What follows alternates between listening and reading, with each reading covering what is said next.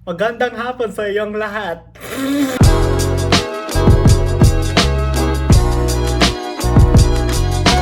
Para sa video na ito, magsasalita lang ako ng Tagalog.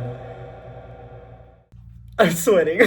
I'm just gonna speak English just for a while, just for a second. As most of you guys know, or if you don't, then you'll know now. I was born and raised in Dubai, and I think it's important for me to say that because I basically grew up outside of the Philippines, and so that means I didn't have the opportunity to actually practice my language because my family would always talk to my sister and I in English. So I basically grew up speaking English only, which made English my first language. It's not that I didn't want to learn Tagalog, it's just that growing up, I was always surrounded by different people with different nationalities, different backgrounds, people from different countries, cultures, and all that. So since we all come from different backgrounds, the only way that we could communicate with each other was English. And I think a lot of third cultured kids could understand or could relate to me because we didn't actually grow up in a pure Filipino culture, I would say. And I think having friends from different countries and backgrounds, cultures, language during my developmental years, it kind of made me adapt to that as well. Not only purely Filipino, but also from their cultures as well. So it kind of affected the way I speak, the way I act, the way I think. But yes, again, it's not like I didn't want to learn their language. I think it's just we lack practice with it because we were always surrounded by other kids from different cultures and different countries, especially in school. I was always in an international school, I would say, so I was always exposed to kids with different backgrounds. But the good thing is that since my family is purely Filipino, they would speak Tagalog at home, and so I got to learn Tagalog through listening. But then again, I never really learned how to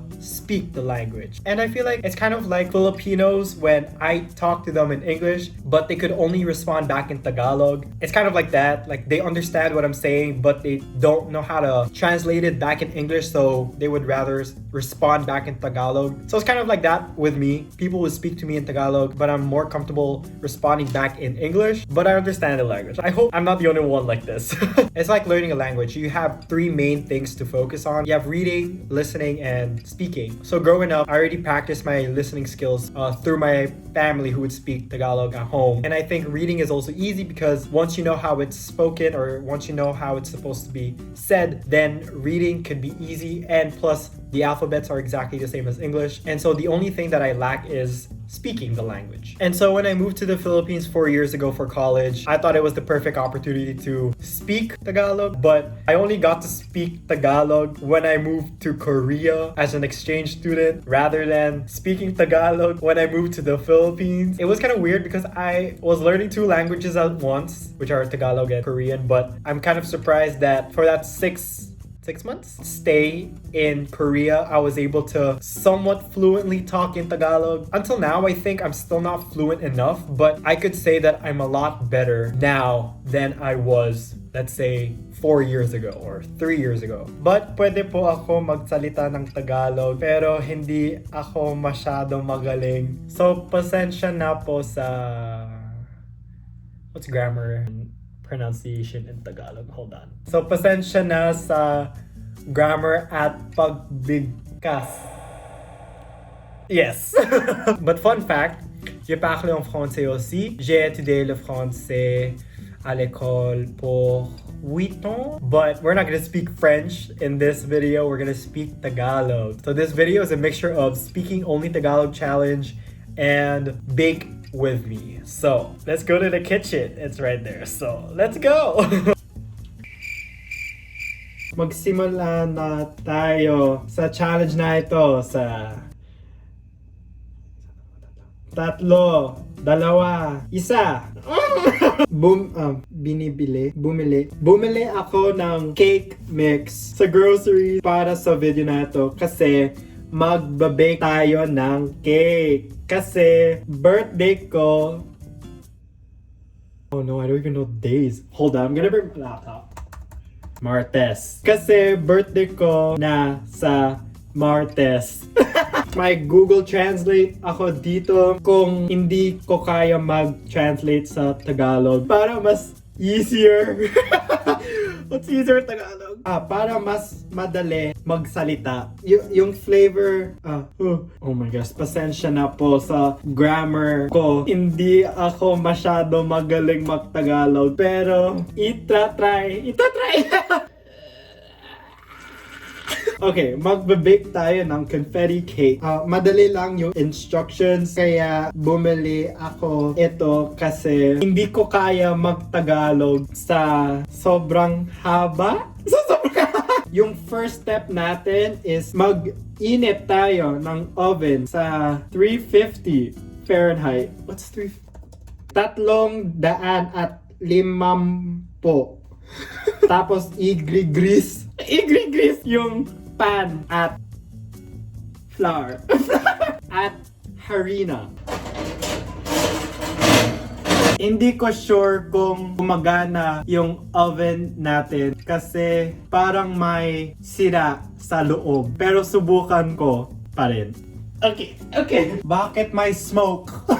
May smoke, pero subukan natin pa rin. Gumagana pala. Okay, tapos na mag-init ng oven sa... Nakakatakot yung oven kasi yung amoy niya, parang wrong.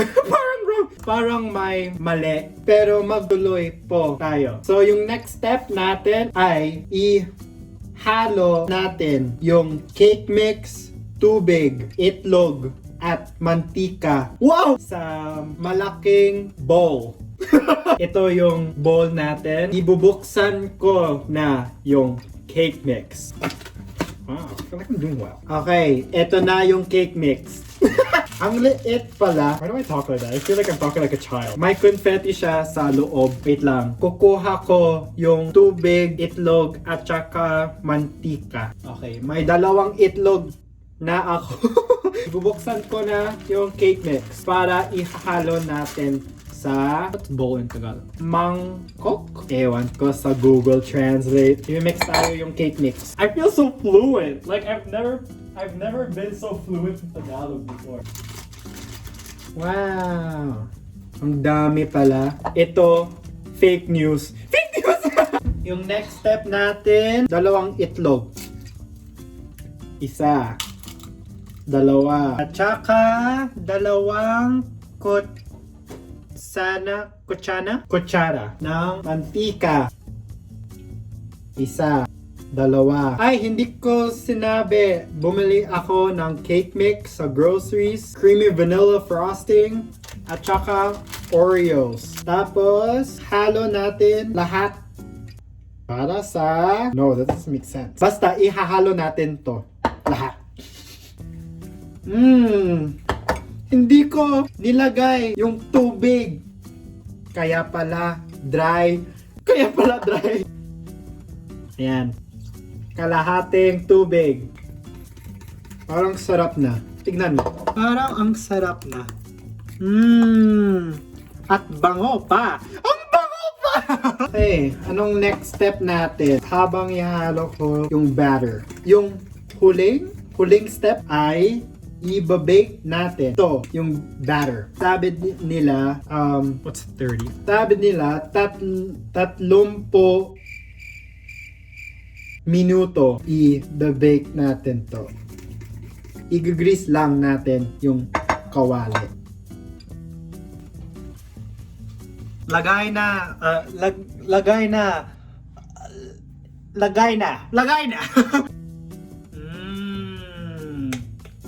Nilagay ko na yung cake batter sa kawali. Tapos, i-bake natin to ng 30 minuto.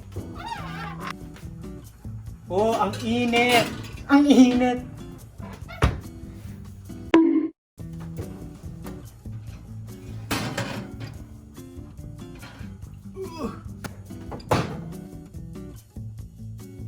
Tapos na yung cake. Sabi nila sa box na palamig natin yung cake sa kawali ng 10 minuto. Hello. Na-cool down na siya ng 10 minuto. Ngayon, I don't wanna do Ngayon, tatanggalin ko yung cake sa kawali at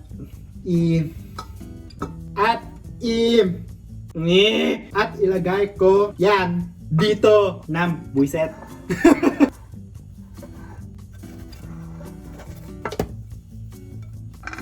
Come on. Yeah, oh no! Oh well, just put it as if nothing happened. Salamat sa Diyos, naluto siya buo. Binili ko ito, creamy vanilla frosting sa grocery kasi gusto ko ng frosting sa cake kasi masarap siya. Kaya yan ay ginagawa ko.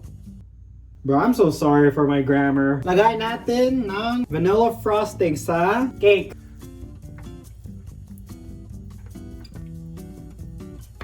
Yung frosting, amoy Play-Doh talaga. Dami kong nilagay ng frosting. Pero okay lang. Pangit tignan. Ayun. Ang ganda dito. Sana ito lang nakita nyo. Kasi maganda dito kaysa dito. Yung huling step natin, ibuksan natin yung Oreos. Tapos, lagay natin sa cutting board. Tapos, ibugbog natin yung Oreos. Ibugbog. My gosh.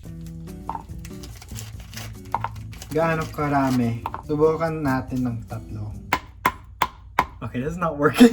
May foil tayo dito. Ang galing ko! Yan. Kuha natin yung cake. Tapos, ipatong yung Oreos sa tuktok ng cake.